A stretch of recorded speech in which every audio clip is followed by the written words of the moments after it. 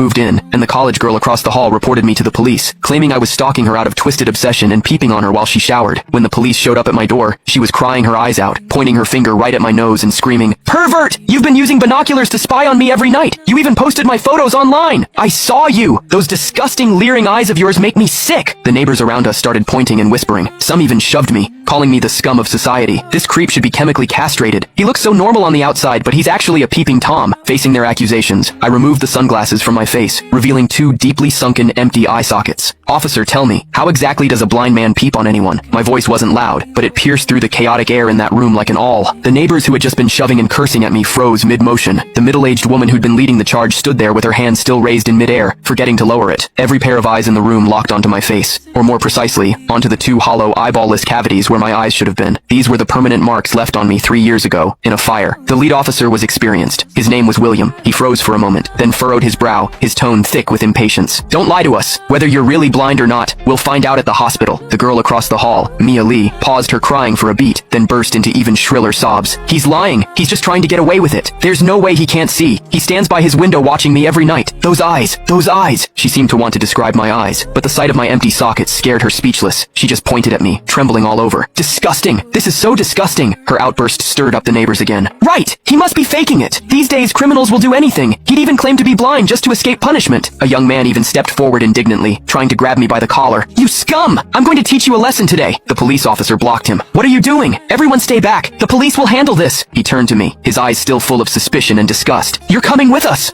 I didn't resist. I calmly held out both hands. Cold metal touched my wrists. Two younger officers flanked me on either side and led me toward the elevator. Behind me, Mia's crying mixed with the neighbors' curses into a chaotic din. "Scum of society, get out of our community. Hope you rot in prison." I could see the righteous expressions on their faces. I could also hear the pleasure in their voices as they trampled me into the mud. I stepped into the elevator. The metal doors slowly closed, cutting off the noise from outside. One of the younger officers, probably new to the job, couldn't help but ask me quietly, Are you really blind?" I tugged at the corner of my mouth but didn't answer. The other officer patted his shoulder, signaling him to keep quiet, but I knew that in their minds, the scales had already tipped completely in favor of that tearful young girl. After all, it was a young, pretty, pitiful college student on one side, and on